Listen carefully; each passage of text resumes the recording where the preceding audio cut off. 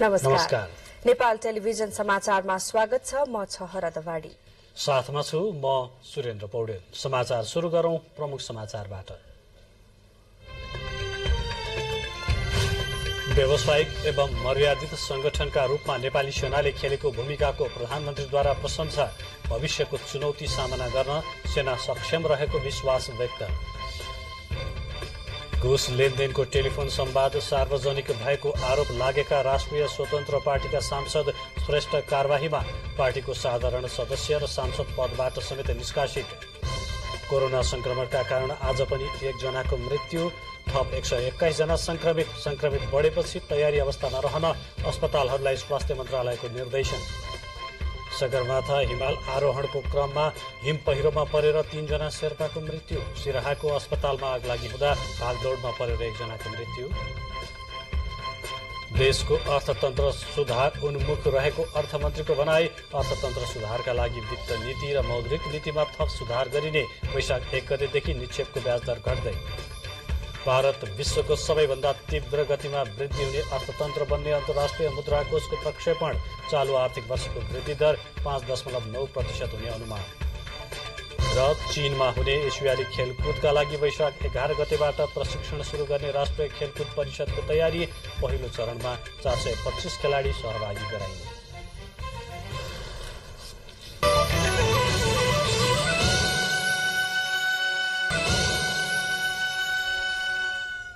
समाचार अब विस्तारमा। प्रधानमन्त्री पुष्पकमल दाहाल प्रचण्डले संवैधानिक सरकारको मातहत र निर्देशनमा व्यवसायिक एवं मर्यादित संगठनका रूपमा स्थापित गर्न नेपाली सेनाले खेल्दै आएको भूमिका प्रशंसनीय रहेको बताउनु भएको छ। भक्तपुर स्थित सैनिक प्रतिष्ठान खरीपाटीमा अधिकृत क्याडेट तालिम पूरा गरेका शिक्षार्थीलाई आयुक्त पद प्रदान कवाज प्रदर्शन कार्यक्रममा प्रधानमन्त्री प्रचण्डले देशभित्र मात्रै नभई देश बाहिर समेत नेपाली शान्ति सेनाका रूपमा विश्वका विभिन्न द्वन्द्वग्रस्त देशहरूमा शान्ति दूतका रूपमा खटिएर विश्व शान्ति स्थापनामा सेनाले पुर्याएको योगदानले नेपाललाई शान्ति सैनिकहरूको देशका रूपमा चिनाउन सफल भएको बताउनुभयो। आफ्ना विविध जिम्मेवारीहरूलाई उत्कृष्ट र व्यवस्थित ढंगले निर्वाह गर्न सक्षम नेपाली सेना बहुआयामिक, सबल, सक्षम एवं सुदृढ संगठनका रूपमा राष्ट्रिय र अन्तर्राष्ट्रिय रूपमा स्थापित भएको उल्लेख गर्नुभयो। सैनिक सेवा मार्फत आफ्नो जीवन समर्पण गर्न तपाईहरुले लिनुभएको अठोट अत्यन्त सराहनीय छ। तालिमको दौरान तपाईहरुले देखाउनु भएको धैर्यता, सहनशीलता, कठिन परिश्रम र दृढताको अनुपम उदाहरणको रूपमा प्रस्तुत यस कवाजको उच्च प्रशंसा गर्दछु। प्रधानमन्त्री प्रचण्डले विकास र समृद्धिका लागि सुरक्षा सुदृढीकरण आवश्यक रहेको र त्यसका लागि भविष्यमा देखा पर्न सक्ने विभिन्न चुनौतीको सामना गर्न नेपाली सेना सदैव सजग, सतर्क एवं तयार रहने विश्वास आफूले लिएको पनि बताउनुभयो। राष्ट्रिय स्वतन्त्र पार्टीले सांसद ढाका कुमार श्रेष्ठलाई साधारण सदस्य पनि नरहने गरी कार्यवाही गरेको छ। सो पार्टीको आज बसेको केन्द्रीय समिति बैठकले श्रेष्ठलाई पार्टीको साधारण सदस्यता समेत खारेज गर्ने निर्णय गरेको हो। बैठकपछि आयोजित पत्रकार सम्मेलनमा पार्टी सभापति रवि लामिछानेले सो जानकारी दिनुभयो। सांसद श्रेष्ठले घुस मागेको अडियो टेप सार्वजनिक भएपछि स्वतन्त्र पार्टीले यस विषयमा निर्णय लिन आज बैठक डाकेको थियो। राष्ट्रिय स्वतन्त्र पार्टीले डाक्टर ढाका कुमार श्रेष्ठको साधारण सदस्यता खारेज गरेपछि उनको ठाउँमा बिन्दवासिनी कंसाकारलाई सांसद बनाउने निर्णय पनि गरेको छ। यो घुस प्रकरण सार्वजनिक भएपछि यो विषय राष्ट्रिय चर्चाको विषय बनेको थियो। यस विषयमा संसदमा पनि छानबिन गर्नुपर्ने माग सांसदहरूले राख्नु भएको छ। सभा सदस्य बन्नुभएका माननीय डाक्टर ढाका कुमार श्रेष्ठको पार्टीको साधारण सदस्यता खारेज गरेको छ।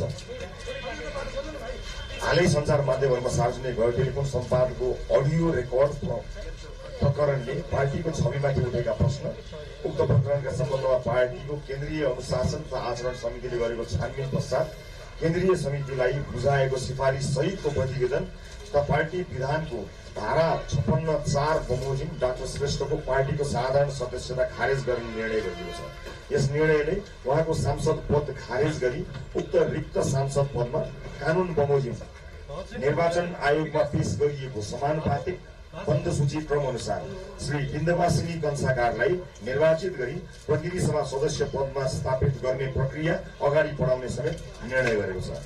त्यसैगरी अडियो रेकर्ड प्रकरणका सम्बन्धमा अज्ञात दुरुपयोग अनुसन्धान आयोग लगायतका अधिकार सम्पन्न सरकारवाला निकायले छानबिन थालेका सञ्चार माध्यमहरूमा प्रकाशित भएको परिप्रेक्ष्यमा त्यस्तो छानबिनमा आवश्यक सहयोग गर्न पार्टी सदैव तयार रहेको छ। उप प्रधानमन्त्री एवं गृहमन्त्री नारायण काजी श्रेष्ठ र नेपालका लागि भारतीय राजदूत नवीन श्रीवास्तव बीच आज भेटवार्ता भएको छ। भेटवार्ताका क्रममा उहाँहरूबीच प्रधानमन्त्री पुष्पकमल दाहाल प्रचण्डको आसन्न भारत भ्रमण, नेपाल भारत ऐतिहासिक सम्बन्ध, निरन्तरको सहकार्य र सीमा सुरक्षा लगायत विषयमा छलफल भएको छ। भेटका क्रममा उप प्रधानमन्त्री श्रेष्ठले प्रधानमन्त्रीको भारत भ्रमणको कार्यक्रम छिट्टै तय हुने र आफ्नो तथा वर्तमान सरकारको कार्यकालमा दुई देशबीचको सम्बन्ध थप घनिष्ठ हुने विश्वास व्यक्त गर्नुभयो। उहाँले सीमा व्यवस्थापन र सीमा पार अपराध नियन्त्रण जस्ता संवेदनशील विषयमा समेत खुला छलफल हुनुपर्ने बताउनु भएको उप प्रधानमन्त्री श्रेष्ठको सचिवालयले जनाएको छ। भेटमा राजदूत श्रीवास्तवले प्रधानमन्त्री दाहालको प्रस्तावित भारत भ्रमणको कार्यक्रम मिलाउन आफू क्रियाशील रहेको बताउनुभयो। राजदूत श्रीवास्तवले सीमामा दुवै देशका नागरिकहरूको सहज आवागमनका लागि दुवै पक्ष संवेदनशील हुनुपर्ने बताउनुभयो। गत वर्ष भारतको नयाँ दिल्लीमा सम्पन्न joint working group on border म्यानेजमेन्टको बैठकमा कतिपय सीमा नजिकका स्थानमा विकास निर्माणका सम्बन्धमा रहेको विवादलाई थप छलफल गरेर टुंग्याउने सहमति भएको र त्यसका लागि भारतीय पक्ष तयार रहेको पनि राजदूत श्रीवास्तवले बताउनुभयो। प्रतिनिधि सभाको आजको बैठकमा सदनमा प्रधानमन्त्री र मन्त्रीको उपस्थिति न्यून भएको, बजेट रकमान्तर, प्रधानमन्त्रीको आगामी भारत भ्रमण, संक्रमणकालीन न्याय लगायत समसामयिक मुद्दामा सांसदहरूले धारणा राख्नु भएको छ। बैठकको विशेष समयमा भाग लिँदै नेपाली कांग्रेसका सांसद राजेन्द्र बजगाईले सदनमा प्रधानमन्त्री र मन्त्रीको उपस्थिति कमजोर देखिएको र सदनमा उठाइएका कतिपय महत्वपूर्ण विषय पनि सम्बोधन नभएको बताउनुभयो। बैठकको शून्य समयमा बोल्नुहुँदै सांसद ठाकुर प्रसाद गैरी र तेजुलाल चौधरीले अलपत्र परेका सड़कको काम अघि बढ़ाउन सम्बन्धित मन्त्रालयलाई संसद मार्फत निर्देशन दिइनुपर्ने बताउनुभयो। सांसद डाक्टर तोसीमा कार्कीले निर्माण भइसकेका र निर्माणको चरणमा रहेका ठूला होटल, अपार्टमेन्ट तथा व्यावसायिक भवनको वैधानिकताबारे अध्ययन गर्न संसदीय छानबिन समितिको माग गर्नुभयो। यसैगरी सांसद दीपक खड्काले नेपाल चीन जोड्ने संखुवा सभाको किमा थाङका नाका खोल्नका लागि पहल गर्न सरकारको ध्यानाकर्षण गराउनुभयो। बैठकको आकस्मिक समयमा भाग लिँदै सांसद भानुभक्त जोशीले भारतका विभिन्न स्थानमा श्रम गरी जन्मथलो बजाङ फर्कने क्रममा बैतडीमा भएको सवारी दुर्घटनाका सम्बन्धमा गृह मन्त्रालयको ध्यानाकर्षण गराउनुभयो। सांसद ज्ञानबहादुर साईले जुम्ला सहित कर्णाली प्रदेशमा ठूलो संख्यामा मानिसहरू मिटरब्याजको चपेटामा परेको बारे सदनको ध्यानाकर्षण गराउनुभयो। सांसद पदम गिरीले सरकारले स्मार्ट टेलिकम प्रणालीलाई नवीकरण शुल्क नलिई 25 वर्षका लागि अनुमति दिन लागेको सूचना प्राप्त भएकाले त्यसलाई रोक्न आवश्यक रहेको बताउनुभयो। नेकपा एमालेका महासचिव शंकर पोखरेलले नयाँ राजनीतिक शक्तिको नाममा ठूला राजनीतिक दलहरूलाई कमजोर बनाउने प्रयास भइरहेको बताउनु भएको छ। राजधानीमा आज आयोजित एक कार्यक्रममा महासचिव पोखरेलले कुनै पनि सरकारले आफ्नो पूर्ण कार्यकाल सरकारको नेतृत्व गर्न नपाउँदा राजनीतिक अस्थिरता बढ़ेको बताउनुभयो। महासचिव पोखरेलले विकास र समृद्धितर्फ अघि बढ़न आवश्यक रहेको पनि उल्लेख गर्नुभयो।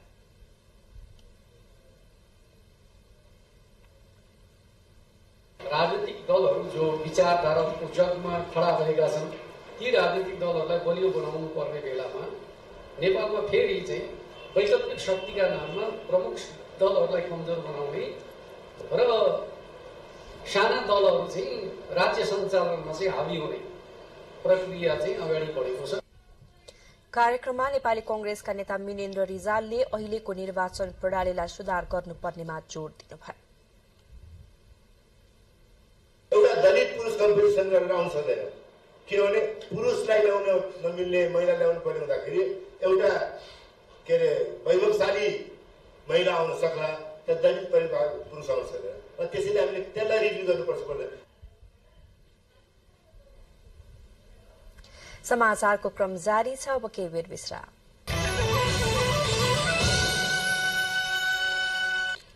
विज्ञापनपछि स्वागत छ। अब बाँकी समाचार क्रम। कोरोना भाइरस संक्रमणबाट आज पनि एकजनाको मृत्यु भएको छ। स्वास्थ्य तथा जनसंख्या मन्त्रालयका अनुसार आज 121 जना कोरोना संक्रमित भेटिएका छन् र एकजनाको मृत्यु भएको छ। यसअघि हिजो पनि कोरोना संक्रमणबाट एकजनाको मृत्यु भएको थियो। त्यसअघि भने गत पुसको 23 गते मात्र कोरोना संक्रमणबाट मृत्यु भएको थियो। त्यस अवधिमा हिजो पहिलो पटक संक्रमणको कारण मृत्यु भएको हो। हाल देशभर कोरोना भाइरसको सक्रिय संक्रमितको संख्या 445 पुगेको छ। यसैबीचमा स्वास्थ्य तथा जनसंख्या मन्त्रालयले कोरोना भाइरसको संक्रमणले बढ्दै गएपछि विभिन्न अस्पताललाई तयारी अवस्थामा रहन निर्देशन दिएको छ। दैनिक रूपमा कोरोना भाइरसको संक्रमितको संख्या बढ्दै गएपछि सबै अस्पताललाई तयारी अवस्थामा रहन मन्त्रालयले निर्देशन दिएको हो। भारतमा कोरोना भाइरसको देखिएको नयाँ भेरिएन्ट ओमिक्रोन XB1.16 पछिल्लो समय नेपालमा पनि देखिन थालेको छ। मन्त्रालयको एपिडेमियोलोजी तथा सरुवा रोग नियन्त्रण महाशाखाका निर्देशक डाक्टर चुमनलाल दासले अहिले देखा परेको भेरिएन्ट संक्रामक रहेकोले अस्पताललाई तयारी अवस्थामा राख्न निर्देशन दिएको जानकारी दिनुभयो। लुम्बिनी प्रदेश सरकारले कोरोना भाइरस संक्रमणबाट मृत्यु भएकाहरूको परिवारलाई राहत उपलब्ध गराएको छ। 12 जिल्लाका 636 परिवारलाई 6 करोड़ 36 लाख रुपैयाँ निकासा दिएको हो। जिल्ला प्रशासन कार्यालय मार्फत मृतकका परिवारलाई 1-1 लाख रुपैयाँका दरले राहत वितरण भइरहेको लुम्बिनी प्रदेशको स्वास्थ्य मन्त्रालयका प्रवक्ता डाक्टर पुष्पराज पौडेलले जानकारी दिनुभयो। पूर्वी नवलपरासीका अस्पतालहरूमा केही हफ्ता यता भाइरल ज्वरो र मौसमी रुगाखोकीका बिरामीहरूको चाप बढेको छ। मौसम परिवर्तन भएसँगै अस्पतालमा कोविडको लक्षणसँग मिल्ने फ्लूका बिरामीहरूको चाप बढेको चिकित्सकहरूले बताएका छन्। कोविडको नयाँ भेरिएन्ट देखिएसँगै देशभर संक्रमितको संख्या केही हप्तादेखि बढ्न थालेको छ। मध्यबिन्दु जिल्ला अस्पतालका डाक्टर अर्जुन महतोका अनुसार अस्पतालमा दैनिक 300 भन्दा बढी बिरामी ओपीडीमा जाँचका लागि जाने गरेका छन्, जसमध्ये 100 जनामा कोविडसँगै मिल्दोजुल्दो लक्षण भएका बिरामीहरू रहेको डाक्टर महतोले बताउनुभयो। 2 जनामा कोविड पोजिटिभ देखा परेको पनि उहाँले बताउनुभयो। नेपाल बार एसोसिएशनका अध्यक्ष गोपाल कृष्ण घिमिरेले तत्काल प्रधान न्यायाधीश नियुक्ति प्रक्रिया अघि बढ़ाउन सरकारको ध्यानाकर्षण गराउनु भएको छ। बारले आज आयोजना गरेको पत्रकार सम्मेलनमा उहाँले 7 देखि 10 दिनभित्र प्रधान न्यायाधीश नियुक्त गर्न माग गर्नुभयो। उहाँले प्रधानमन्त्री सभामुख लगायतको पटक पटक ध्यानाकर्षण गराउँदा पनि प्रधान न्यायाधीश नियुक्ति नगरेर न्यायपालिकालाई लामो समय नेतृत्वविहीन बनाइएको सह्य नभएको बताउनुभयो। प्रधान न्यायाधीश छिटो नियुक्तिबारे ध्यानाकर्षण गराउन भोलि बिहान प्रधानमन्त्री पुष्पकमल दाहाल प्रचण्डलाई भेट्ने र आफूहरूले दिएको समय सीमाबारे जानकारी गराउने समेत उहाँको भनाइ छ। शहरी विकास मन्त्रालयले सिंहदरबारमा फोहोर उठ्ने समस्या नरहेको बताएको छ। विभिन्न संचार माध्यममा सिंहदरबारको फोहोर नउठेको समाचार आएको भए पनि आधिकारिक सूचना मन्त्रालयमा नआएको बताएको हो। संचार माध्यममा फोहोर नउठेको समाचार फोहोर मैला व्यवस्थापन ऐनले नै फोहोर व्यवस्थापन र प्रवर्धनको जिम्मा स्थानीय तहलाई दिए पनि संघ र प्रदेश स्तरको सरकारले संयुक्त रूपमा व्यवस्थापनको जिम्मेवारी लिनुपर्ने शहरी विकास मन्त्रालयको भनाइ छ। सार्वजनिक सरोकारका विषय भएकाले तिनै तहको सरकार मिलेर फोहोर व्यवस्थापन गर्नुपर्ने मन्त्रालयका प्रवक्ता प्रदीप परियारले बताउनुभयो। आधिकारिक रूपमा जानकारी आयो भने हामी यसका लागि मन्त्रालयले गर्नुपर्ने समन्वय र अरू छलफल हामी गरि नै छौँ। अहिले सिंहदरबारको फोहोर बारे चाहिँ त्यस्तो समस्या छैन। संघीय सचिवालयको निर्माण तथा व्यवस्थापन कार्यालयले सिंहदरबार शीतल निवास मन्त्री क्वार्टर तथा प्रधान न्यायाधीशको क्वार्टरमा फोहोर उठाउन परिवर्तन सेवा नेपाललाई जिम्मेवारी दिएको छ। समाचारको क्रम अझै जारी छ। फेरि केही बेर विश्राम। पुनः स्वागत छ। अब बाँकी समाचार क्रम। सगरमाथा हिमाल आरोहणको क्रममा हिम पहिरोमा परेर 3 जना शेर्पाहरूको मृत्यु भएको छ। खुम्बु आइसफल भत्किएर हिमालमा पहिरो जाँदा क्याम्प 1 भन्दा तल हिउँमा पुरिएर खुम्बु पासोङ लामुङ गाउँपालिका 5 का 3 जना शेर्पा आरोहीको मृत्यु भएको सगरमाथा प्रदूषण नियन्त्रण समितिका अध्यक्ष लामाकाजी शेर्पाले जानकारी दिनुभयो। सर्वोच्च शिखर सगरमाथाको 5700 मिटरको उचाइमा भएको उक्त घटनामा परेर मृत्यु हुनेहरूमा तेन्जिङ शेर्पा, लाक्पा रिता शेर्पा र बादुरे शेर्पा रहेका छन्। इमेजिन ट्रेक प्रणालीबाट सगरमाथा आरोहणको क्रममा गाइडको रूपमा गएका शेर्पाहरूको आज बिहान मृत्यु भएको हो। बिहान 81 आएको पहिरोका कारण मृतकको शव खोजमा पुरिएको छ।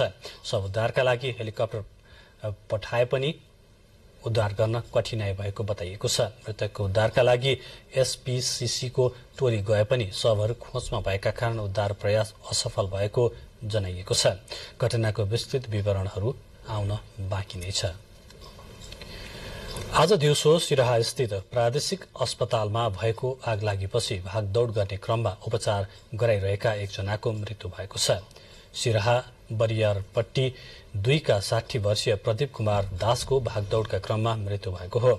2वटै मृगौलाले काम नगरेपछि डायलासिस गराइरहेका बेला आगलागी भएको खबर पाएपछि चिकित्सकहरू पनि डायलासिस गर्न छोडेर भागेका थिए। सोही क्रममा बिरामी दास पनि भाग्दा उहाँको मृत्यु भएको जिल्ला प्रहरी कार्यालयका प्रहरी निरीक्षक रामचन्द्र शाहले बताउनुभयो। त्यस क्रममा आधा दर्जन बढी बिरामीहरू धुवाको मुस्लोले मूर्छित भएका र उनीहरूको अस्पतालको भेन्टिलेटरमा राखेर उपचार भइरहेको अस्पतालले जनाएको छ। आज दिउँसो अस्पतालको जेनेरेटरमा 81 आगो लागेको थियो। आगोलागीबाट जेनेरेटरबाट क्षति बाहेक भौतिक एवं मानवीय कुनै क्षति नभएको अस्पतालका अध्यक्ष शोभेन्द्र प्रसाद यादवले जानकारी दिनुभएको छ। यसैगरी चितवनको भरतपुर महानगरपालिका 23 जगतपुरमा रहेको टाइगर ल्याण्ड होटलमा पनि आज आगलागी भएको छ। बिहान करिब 11 बजेको सेमिनार हलमा करेन्ट सर्ट भएर आगलागी भएको जिल्ला प्रहरी कार्यालय चितवनले जनाएको छ। उक्त आगो नियन्त्रणका लागि भरतपुर महानगरपालिका, खैरहनी नगरपालिका, नेपाली सेना लगायत 5वटा दमकलबाट करिब 3 घण्टा आगो नियन्त्रणका लागि लागेको थियो। आगलागीबाट होटलको गोलघर र डाइनिङ हल, बार लगायतका हलमा क्षति पुगेको छ। चितवन राष्ट्रिय निकुञ्जको मध्यवर्ती क्षेत्रमा 2वटा गैंडा मृत अवस्थामा भेटिएका छन्। निकुञ्जको अमलटारी सेक्टर अन्तर्गत मर्दी खोल स्थित नारायणी नदीको भंगालोमा एउटा र निकुञ्जको बगई माडी सेक्टर अन्तर्गत रेउ खोलाको दक्षिण किनारको घाँसघारीमा अर्को गैंडा मृत फेला परेको हो। चितवन राष्ट्रिय निकुञ्जका सूचना अधिकारी एवं सहायक संरक्षण अधिकृत गणेश प्रसाद तिवारीले अमलटारी क्षेत्रमा करिब 7 महिनाको पोथी गैंडा मृत भेटिएको जानकारी दिनुभयो। यसैगरी माडीको रेउ खोलामा करिब 6 महिनाको भाले गैंडा मृत भेटिएको उहाँको भनाइ छ। भाले गैंडाको मृत्यु बाघको आक्रमणबाट भएको तिवारीले जानकारी दिनुभयो। मृत अवस्थामा भेटिएका दुवै गैंडाको खाग नपलाएको उहाँको भनाइ छ। निकुञ्जमा मृत भेटिएका 2 गैंडासँगै चालु आर्थिक वर्ष 2079-80 मा हालसम्म 16वटा गैंडाको मृत्यु भइसकेको छ। मेची महाकाली रेल मार्गको निजगढ़ नगरपालिका क्षेत्रभित्र हुने अलाइनमेन्ट परिवर्तन भएपछि स्थानीयले कम भन्दा कम वन फडानी हुने गरी बनाउन माग गरेका छन्। रेल विभागले गरेको पछिल्लो सर्वेमा रौतहटको चोचा हुँदै निजगढ़ आउने भनिएको रेलको लिकको लम्बाई बढेको र जंगल क्षेत्र धेरै पर्ने भएपछि क्षति कम गर्न स्थानीयले चासो व्यक्त गरेका हुन्।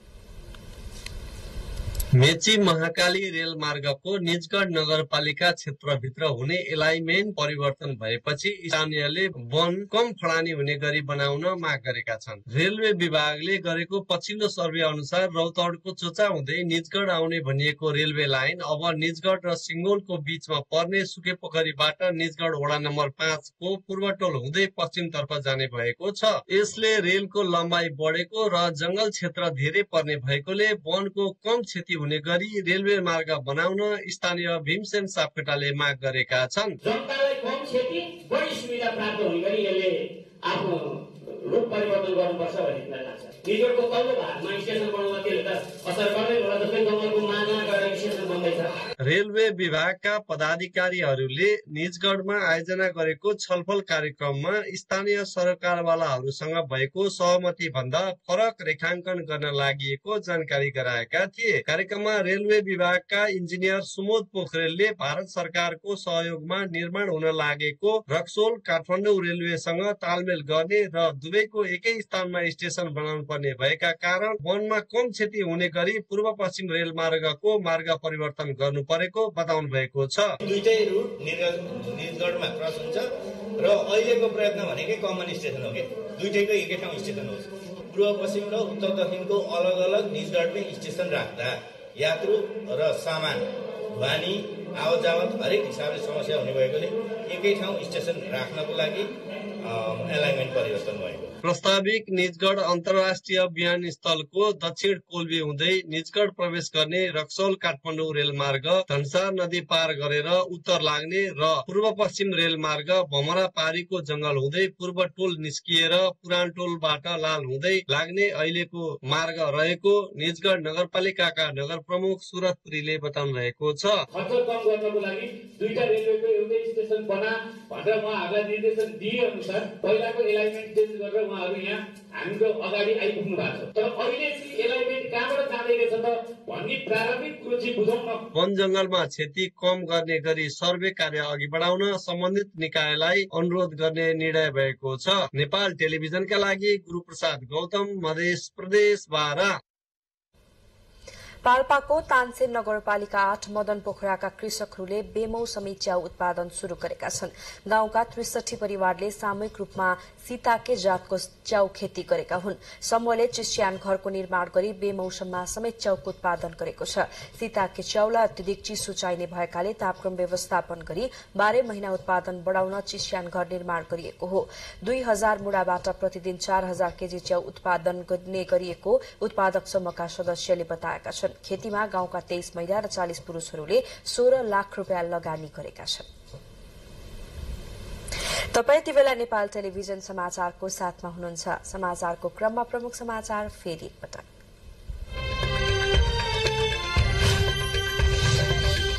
व्यावसायिक एवं मर्यादित संगठनका रूपमा नेपाली सेनाले खेलेको भूमिकाको प्रधानमन्त्रीद्वारा प्रशंसा। भविष्यको चुनौती सामना गर्न सेना सक्षम रहेको विश्वास व्यक्त। घुस लेनदेनको टेलिफोन संवाद सार्वजनिक भएको आरोप लागेका राष्ट्रिय स्वतन्त्र पार्टीका सांसद श्रेष्ठ कारवाहीमा पार्टीको साधारण सदस्य र सांसद पदबाट समेत निष्कासित। कोरोना संक्रमणका कारण आज पनि 1 जनाको मृत्यु, थप 121 जना संक्रमित बढेपछि तयारी अवस्थामा रहन अस्पतालहरूलाई स्वास्थ्य मन्त्रालयको निर्देशन। सगरमाथा हिमाल आरोहणको क्रममा हिम पहिरोमा परेर 3 जना शेर्पाको मृत्यु। सिराहाको अस्पतालमा आग लागि हुँदा भागदौड़मा परि 1 जनाको ज्यान गयो। देशको अर्थतन्त्र सुधारोन्मुख रहेको अर्थमन्त्रीको भनाई। अर्थतन्त्र सुधारका लागि वित्त नीति र मौद्रिक नीतिमा थप सुधार गरिने। वैशाख 1 देखि निक्षेपको ब्याज दर घट्दै। भारत विश्वको सबैभन्दा तीव्र गतिमा वृद्धि हुने अर्थतन्त्र बन्ने अन्तर्राष्ट्रिय मुद्रा कोषको प्रक्षेपण। चालू आर्थिक वर्षको वृद्धि दर 5.9% हुने अनुमान। र चीनमा हुने एसियाली खेलकुदका लागि वैशाख 11 गतेबाट प्रशिक्षण शुरू गर्ने राष्ट्रिय खेलकुद परिषदको तयारी। पहिलो चरणमा 425 खेलाडी सहभागी गराइने। नेपाल प्रहरीका 13 जना प्रहरी वरिष्ठ उपरीक्षक एसएसपी, प्रहरी नायब महानिरीक्षक डीआईजी पदमा बढुवाका लागि सिफारिस भएका छन्। गृह मन्त्रालयले कुबेर कडायत, केदार ढकाल, विष्णु कुमार केसी, भरत बहादुर बोहरा, रविन्द्र केसी, राजेश नाथ बास्तोला, चन्द्र कुबेर खापुङ, जनक भट्टराई, लालमणि आचार्य, सुरेन्द्र प्रसाद मैनाली, अर्जुन चन्द्र ठकुरी, यज्ञ विनोद पोखरेल र विकास राज खनाललाई बढुवा सिफारिस गरेको हो। गृह मन्त्रालयको बढुवा समितिको सचिवालयका सदस्य सचिव प्रहरी अतिरिक्त महानिरीक्षक सन्दीप भण्डारीले आज विज्ञप्ति मार्फत बढुवा सिफारिसको सूचना सार्वजनिक गर्नुभएको हो। गोर्खा जितगढ़ी एकीकरण मार्ग पदयात्रा शुरू भएको छ। नेपाल एकीकरणको क्रममा प्रयोग भएका मार्गलाई समेटेर पदयात्रा शुरू गरिएको हो। नेपाली सेनाको अगुवाई एवं गोर्खा र पालुङटार नगरपालिकाको सहकार्यमा शुरू भएको यात्रामा सेनाका क्याप्टेन राजकुमार श्रेष्ठको नेतृत्वमा 48 जना सहभागी छन्। सती घाट पुगेर गोर्खाको टोलीले तनहुलाई झण्डा हस्तान्तरण गर्नेछ। तनहुको टोलीले केलादी घाट पुगेर पाल्पालाई र पाल्पाले नुवाकोट गढी पुगेर रूपन्देहीलाई हस्तान्तरण गर्ने कार्यक्रम रहेको रिपु मर्दन गणका गणपति हेमराज विष्टले जानकारी दिनुभयो।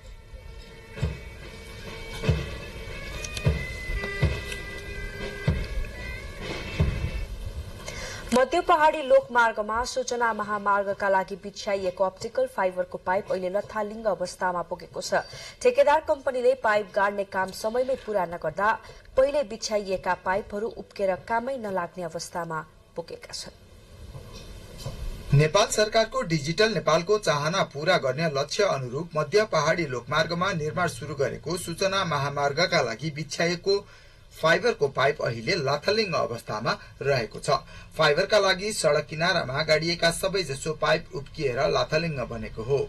धेरै जसो पाइपहरू त काम नै नलाग्ने अवस्थामा रहेको छ। सरकारले विकासको मोडालिटी तयार गर्दा कुन पहिला गर्ने र कसरी गर्ने भन्ने कुराको यकिन नहुँदा यस्तो दोहोरो काम भएको स्थानीयको गुनासो रहेको छ। त्रिभुवन राजपथ र पृथ्वी राजमार्ग हुँदै अप्टिकल फाइबर बिछ्याउनका लागि गाडिएका सबै पाइपहरू सड़क निर्माणका क्रममा उप्किएको हो, जसले गर्दा सरकारको अप्टिकल फाइबर बिछ्याउने योजना कहिले पूरा हुने हो भन्ने अझै अन्यलमा नै रहेको छ। सीसीएम नामक चाइनिज कम्पनीले पृथ्वी राजमार्गमा अप्टिकल फाइबर बिछ्याउनका लागि पाइप गाड्ने काम गरेको हो। धादिङको नौबिसेदेखि चितवनको मुगलिनसम्म फाइबरका लागि पाइप बिछ्याउने काम करिब करिब अन्तिम चरणमा पुगेको, तर अहिले सो काम रोकिएको छ। 3 प्याकेजमा निर्माण गरिँदै गरेको सूचना महामार्गको काम गत वर्ष नै सम्पन्न गर्ने भनिए पनि फाइबर बिछ्याउने काम भने अझै सम्पन्न भएको छैन। 5 थरको चियो भन्ज्याङदेखि गोर्खाको आरुघाटसम्म 2179 किलोमिटर सड़क मुनि अप्टिकल फाइबरको तार बिछ्याइनेछ। यसको कुल लम्बाई मध्ये पहिलो प्याकेज 596, दोस्रो 1028 र तेस्रो 555 किलोमिटर रहेको छ। अप्टिकल फाइबर बिछ्याउन आयोजनाको कुल लागत 3 अर्ब रुपियाँ रहेको छ। मुलुकमा यो आयोजना सम्पन्न भएसँगै स्मार्ट सिटी र ई गभर्नेन्सका लागि आवश्यक पूर्वाधार तयार हुनेछ। शिक्षा, स्वास्थ्य, कृषि जस्ता क्षेत्रमा प्रविधिको प्रयोगसँगै उत्पादन वृद्धि, रोजगारी सृजना गर्नुका साथै कुल गृहस्थ उत्पादनमा समेत यसले टेवा पुग्ने विश्वास रहेको छ। शिव सिलवाल, नेपाल टेलिभिजन, धादिङ। अब अन्तर्राष्ट्रिय समाचार। अन्तर्राष्ट्रिय मुद्रा कोष आईएमएफले भारत विश्वको सबैभन्दा तीव्र गतिमा वृद्धि हुने अर्थतन्त्र बन्ने प्रक्षेपण गरेको छ। आईएमएफको प्रमुख प्रकाशन विश्व आर्थिक परिदृश्यमा वित्तीय क्षेत्रको उथलपुथल, उच्च मुद्रास्फीति, रूस युक्रेन युद्ध तथा 3 वर्ष लामो कोरोना महामारीका बावजुद भारत विश्वको सबैभन्दा द्रुत वृद्धि हासिल गर्ने अर्थव्यवस्था हुने प्रक्षेपण गरिएको हो। आईएमएफले आज जारी गरेको विश्व आर्थिक परिदृश्यमा यसअघि गरिएको सन् 2023-24मा भारतको आर्थिक वृद्धिको 6.1% को प्रक्षेपणलाई सच्याउँदै 5.9% मा सीमित हुने उल्लेख गरिएको छ। आर्थिक वृद्धिको प्रक्षेपणमा उल्लेखनीय गिरावट भए पनि भारत विश्वको सबैभन्दा द्रुत वृद्धि हुने अर्थतन्त्रको रूपमा रहने जनाइएको छ। चालू आर्थिक वर्षमा भारतको मुद्रास्फीति 4.9% र अर्को आर्थिक वर्षमा 4.4% पुग्ने प्रक्षेपण पनि गरिएको छ। आईएमएफको वृद्धि प्रक्षेपण भारतीय रिजर्भ बैंक आरबीआई को अनुमान भन्दा कम हो। भारतको केन्द्रीय बैंकले आर्थिक वर्ष 2022-23मा 7% र यसै महिनाको पहिलो दिनदेखि प्रारम्भ भएको चालू आर्थिक वर्षमा आर्थिक वृद्धि 6.4% हुने आकलन गरेको छ। बाँकी समाचार एकैछिनपछि।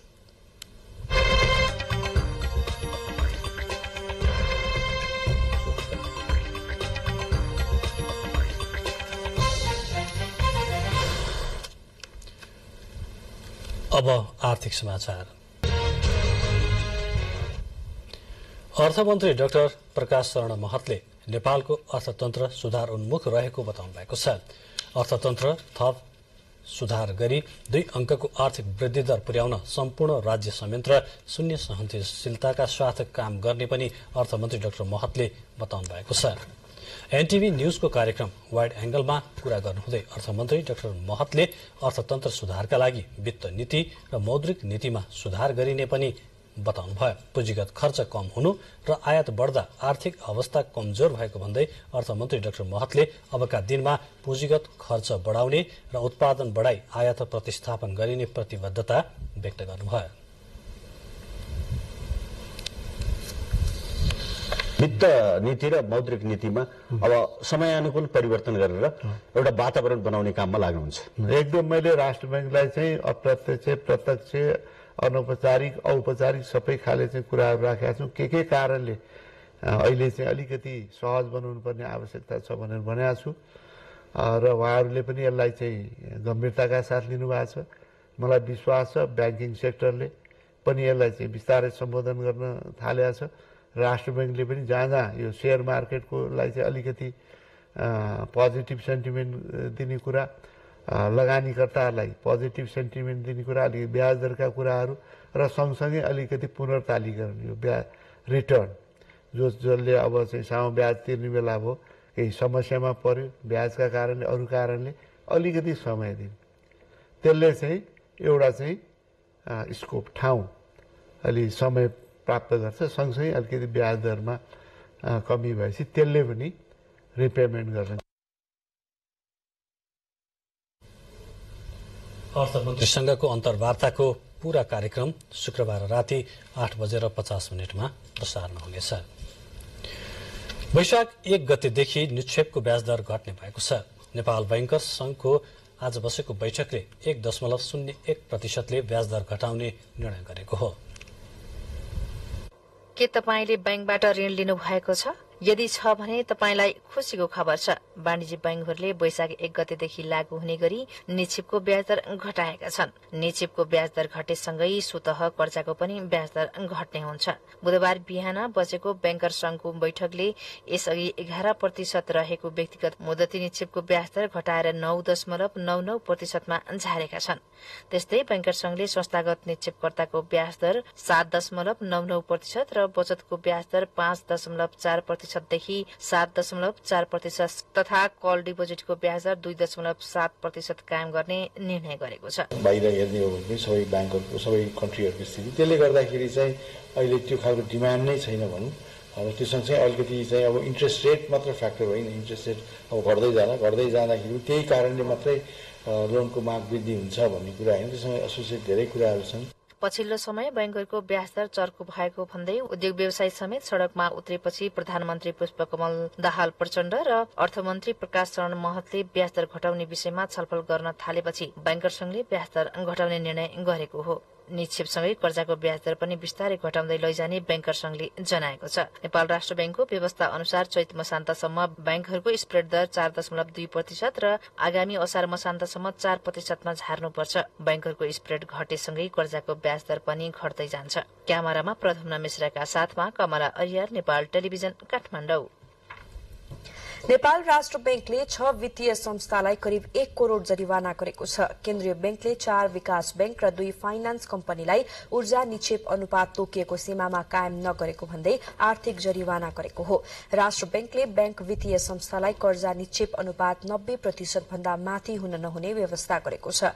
ती विकास बैंक र फाइनान्स कम्पनीले चालू आर्थिक वर्षको पहिलो र दोस्रो त्रैमासमा 90% को सीमा नाघेपछि आर्थिक जरिवाना गरेको केन्द्रीय बैंकले जनाएको छ।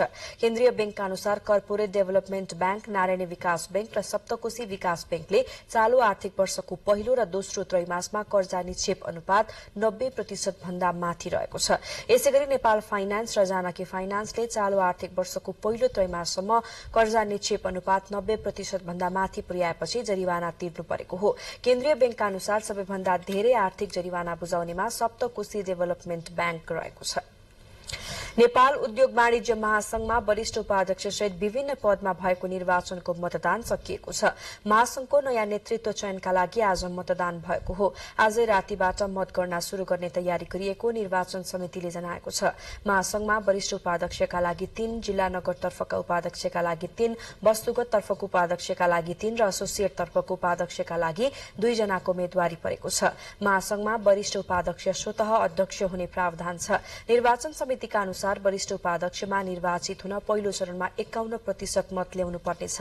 यदि कसैले पनि 51% मत ल्याउन नसकेमा पुनः निर्वाचन गर्नुपर्ने प्रावधान छ। 64 विभिन्न पदका लागि 115 जनाको उम्मेद्वारी परेको थियो। बाँकी 4 सदस्य निर्विरोध भइसकेका छन्। देशभरिबाट जिल्ला नगर उद्योग, वस्तुगत र एसोसिएट गरी 2127 जना मतदाता रहेका थिए। वैशाख महिनादेखि बैंकको ब्याजदर घट्ने बैंकर संघको निर्णयसँगै आज नेप्से परिसूचक उच्च अंकले वृद्धि भएको छ।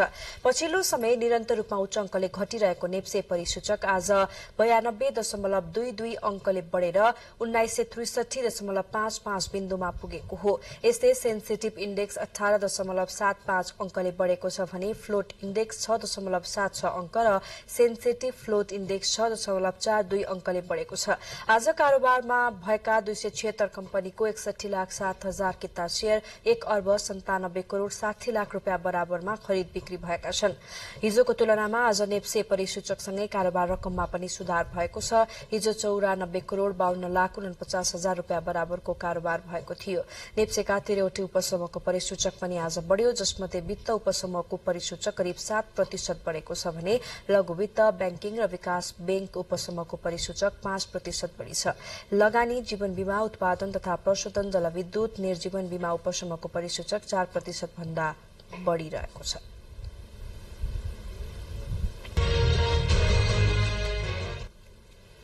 अब पुरस्कार सम्बन्धी एउटा समाचार। नेपाल टेलिभिजनका निमित्त नायब महाप्रबन्धक आरती चटोत र क्यामेरा पर्सन प्रद्युम्न मिश्र सम्मानित हुनुभएको छ। पत्रकारिता पुरस्कारबाट चटोट र सामाजिक चलचित्र अवार्डबाट चलचित्र धुलोका निर्देशक मिश्र सम्मानित हुनुभएको हो। नयाँ वर्ष 2080 को शुभकामना आदान प्रदानका लागि बक्स अफिस इन्टरनेशनल ग्रुपद्वारा आयोजित कार्यक्रममा अन्य चलचित्र कर्मीहरू समेत सम्मानित हुनुभएको थियो। कार्यक्रमको अवसरमा पत्रकार, उत्कृष्ट निर्माता, वर्ष अभिनेता, वर्ष अभिनेत्रीहरू पनि सम्मानित हुनुभयो। सम्मानितहरूलाई पर्यटन तथा संस्कृति राज्य मन्त्री सुशीला श्रीपालीले सम्मान पत्र र अवार्ड वितरण गर्नुभयो।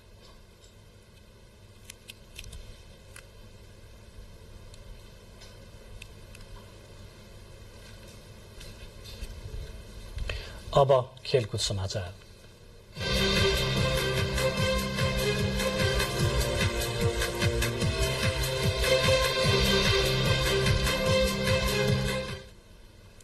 राष्ट्रिय खेलकुद परिषदले चीनको हाङझाओमा हुने 19औं एसियाली खेलकुदको तयारी र प्रशिक्षण शुरू गर्ने भएको छ।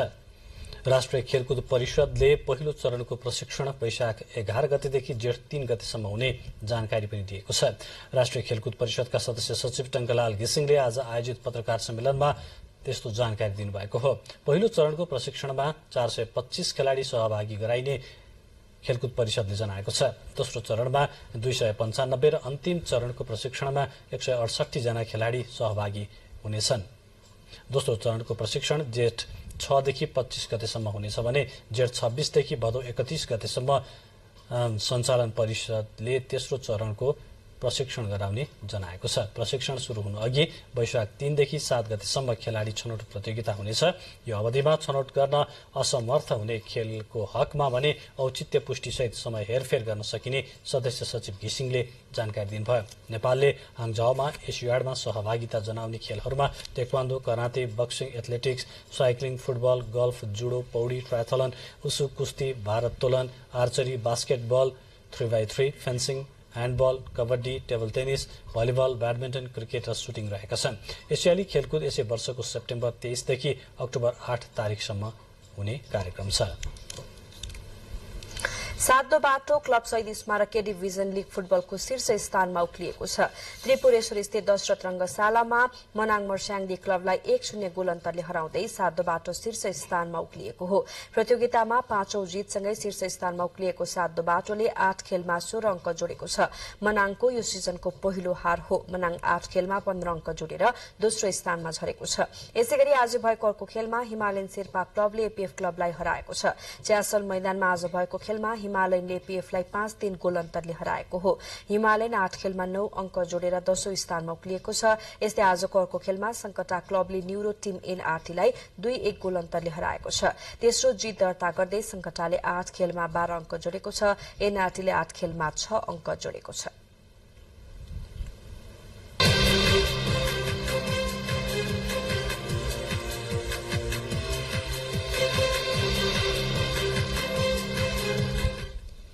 खेलकुद समाचारपछि अब मौसम सम्बन्धी जानकारी।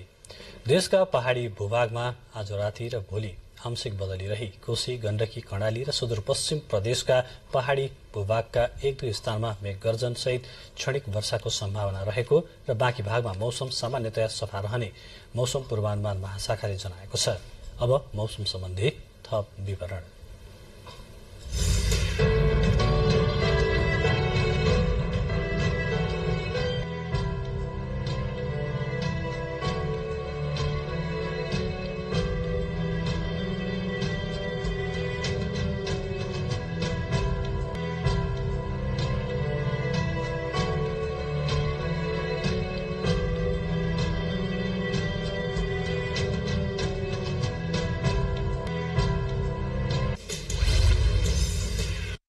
अन्त्यमा बुलेटिनका प्रमुख समाचार पुनः एकपटक। व्यावसायिक र मर्यादित संगठनका रूपमा नेपाली सेनाले खेलेको भूमिकाको प्रधानमन्त्रीद्वारा प्रशंसा। भविष्यको चुनौती सामना गर्न सेना सक्षम रहेको विश्वास व्यक्त। घुस लेनदेनको टेलिफोन संवाद सार्वजनिक भएको आरोप लागेका राष्ट्रिय स्वतन्त्र पार्टीका सांसद श्रेष्ठ कार्यवाहीमा। पार्टीको साधारण सदस्य र सांसद पदबाट समेत निष्कासित। कोरोना संक्रमणका कारण आज पनि एकजनाको मृत्यु, थप 121 जना संक्रमित बढेपछि तयारी अवस्थामा रहन अस्पतालहरूलाई स्वास्थ्य मन्त्रालयको निर्देशन। सगरमाथा हिमाल आरोहणको क्रममा हिम पहिरोमा परेर 3 जना शेर्पा आरोहीको मृत्यु। सिराहाको अस्पतालमा आगलागी हुँदा भागदौडमा परेर 1 जनाको मृत्यु। देशको अर्थतन्त्र सुधार उन्मुख रहेको अर्थमन्त्रीको भनाई। अर्थतन्त्र सुधारका लागि वित्त नीति र मौद्रिक नीतिमा थप सुधार गरिने। वैशाख 1 गतेदेखि निक्षेपको ब्याज दर बढ्दै। भारत विश्वको सबैभन्दा तीव्र गतिमा वृद्धि हुने अर्थतन्त्र बन्ने अन्तर्राष्ट्रिय मुद्रा कोषको प्रक्षेपण।